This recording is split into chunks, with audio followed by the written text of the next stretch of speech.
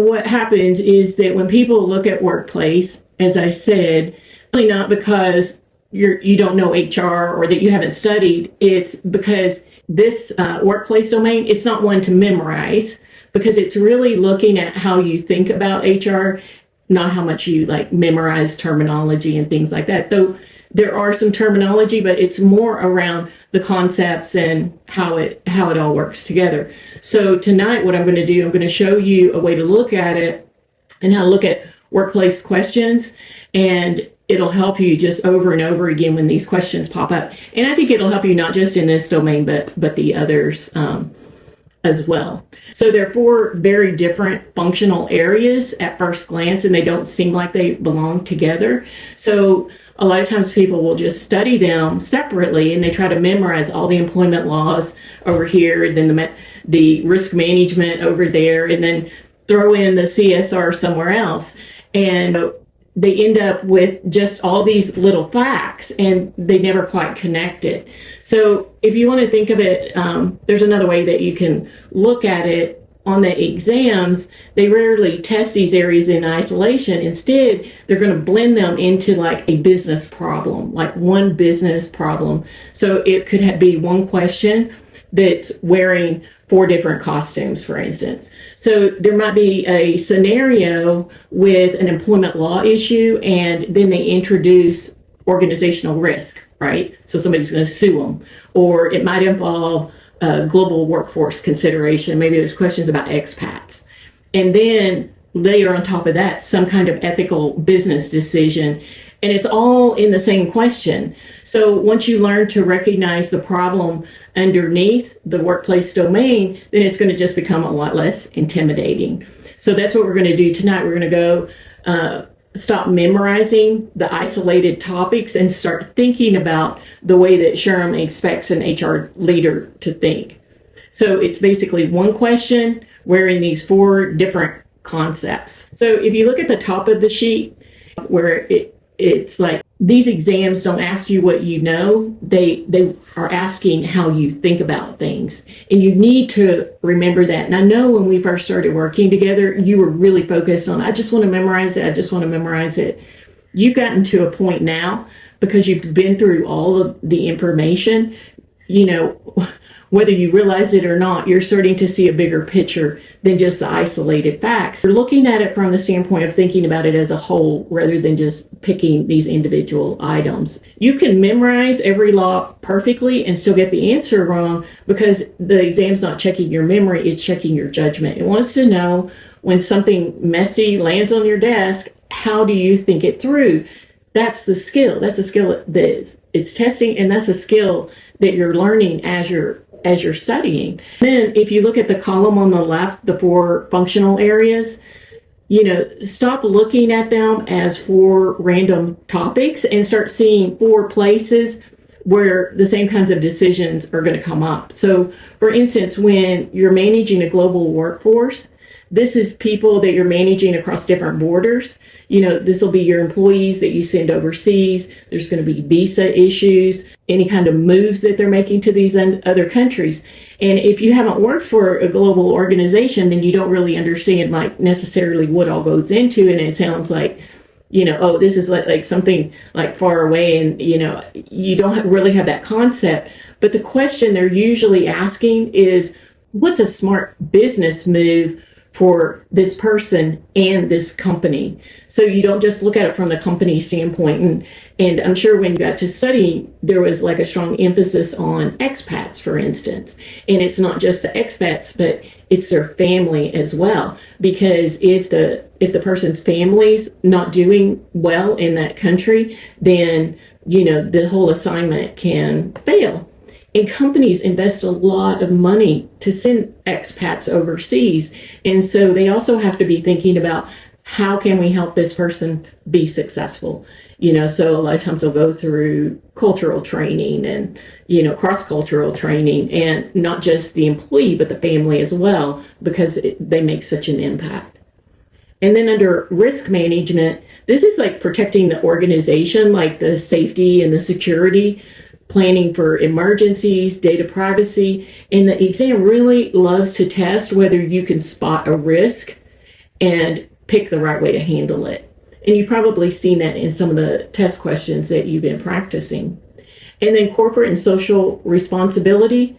This is doing right by people. That's the community and the planet. So it's not just your internal employees, but it's the communities where the employees work. And we have a really a problem that's bubbling up right now with these organizations that are building data centers to support all the AI work. They're going into communities, and in some ways the communities might not have the infrastructure. So I think as time goes on, there's going to be more and more of a burden on these organizations to have some social responsibility for the communities that they're building these data centers in. And so they have to look at the ethics, the sustainability, and then also the inclusion of the community in the plans. That's basically what this section is actually talking about. A lot of it's in the news right now, but they're not calling it corporate and social responsibilities. HR professionals, they don't always focus on this area to study, but it's actually pretty easy that you could get easy points by understanding that that's what it's about.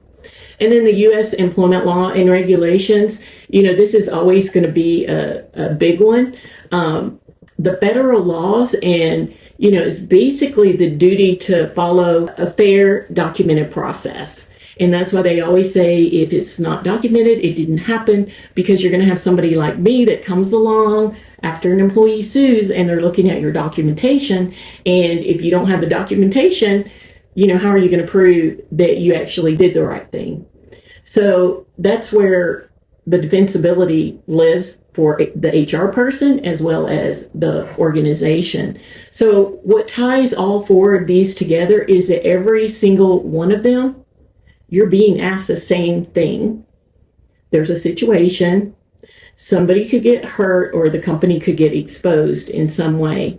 So you're looking at what's the responsible, defensible thing to do. So you have these different functional areas, but it's the same question that comes up, and it's around the global workplace, the risks that are involved, the corporate and social responsibility, and the law. So it's like four doors just going all into the same room. Does that make sense? Yes. Had you looked at it in that way before? No. Yeah. Not at all. I was like, why are they put together? Yeah, I mean, it looks that way on first glance, because you don't always realize what's going on, right? So when we look at the center column, just a way to think your way through answers. And this is what I want you to take into the exam. This think model, it isn't a trick to remember. It's just an order that your brain should use to process every HR scenario. So if you consistently think this way, then the best answer is just going to become easier to identify. When a question feels overwhelming, you don't have to try to remember, like, say what law applies, possibly even panic because of it. So the T is for think strategically. So before you do anything, ask, what's the real problem? And on these types of questions, there could be multiple problems on the surface, but then as you look at it, you'll start to realize that it's pointing to one or two things. That's when you're going to actually see it. So you're not necessarily looking for the drama, but you're looking for the actual problem. So you need to slow down, because the exam's built to reward the person who steps back instead of reacting. And the human impact, you're going to be looking at, who does it touch? Is it, like I mentioned for the CSR, is it the community that the organization's working in?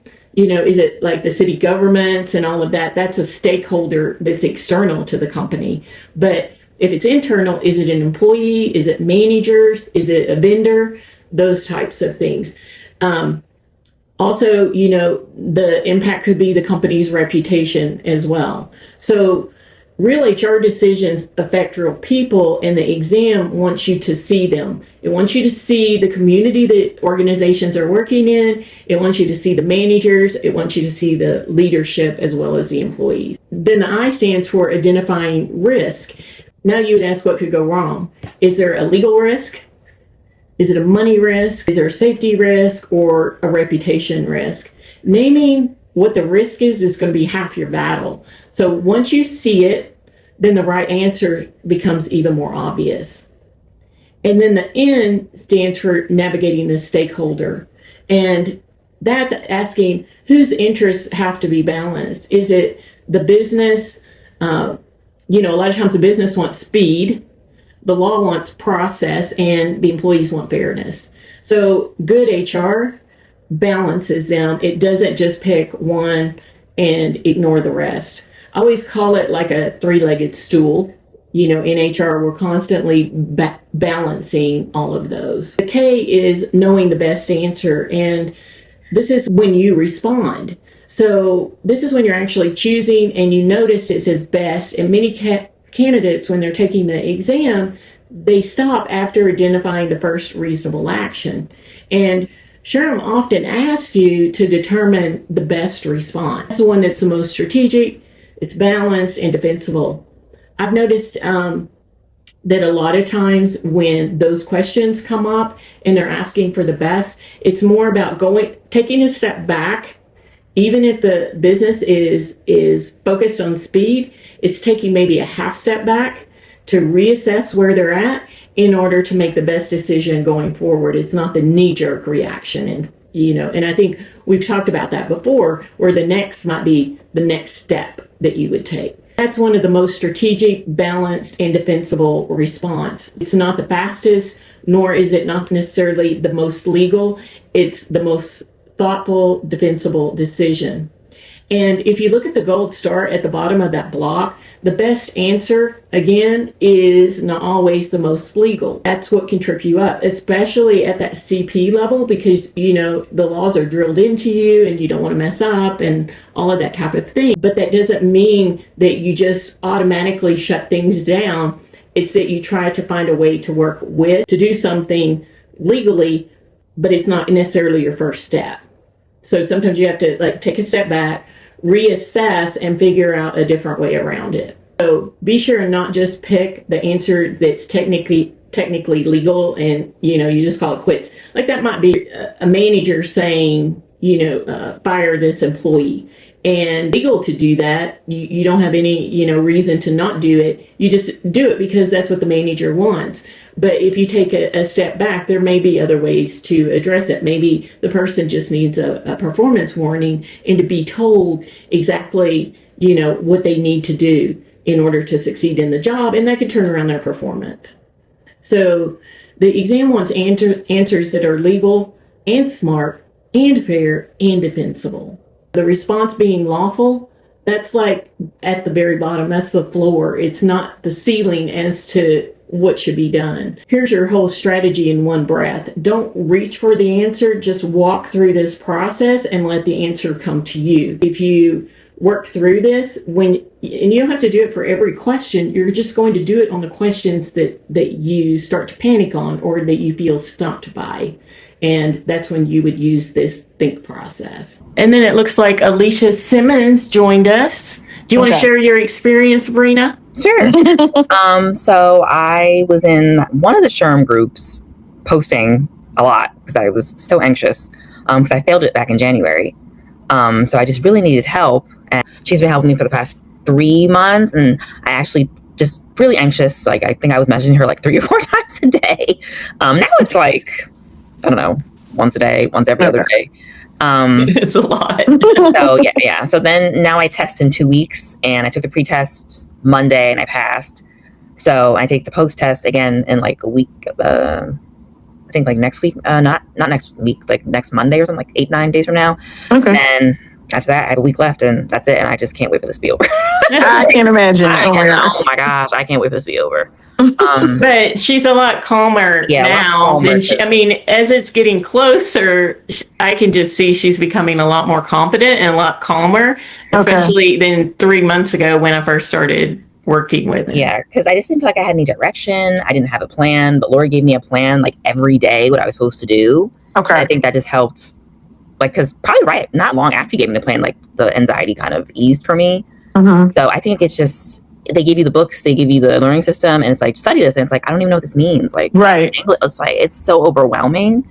But she was able to break it down for me, and then obviously I used like the prompt and then ChatGPT, and just got a lot easier as time went on. Okay. There's a method that I teach to just, because I think so much of it is your mindset. Mhm. And if you're in a panic, you're not going to answer the questions well. Like it's going to block you. And so she started using this calm method. When she feels that anxiety, she calms herself down, moves on to the next question, and then eventually goes back and is able to answer the question. Right.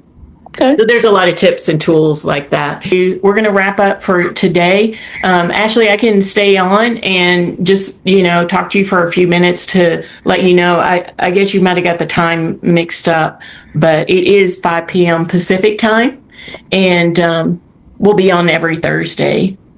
Hey, yes, I am Central Time, so I kind of got the time mixed up.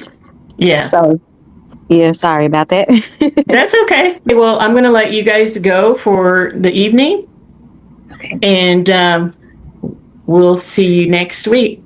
Okay. Okay, thank you. I appreciate Thank you. Thanks. Bye-bye. it. Okay, thanks.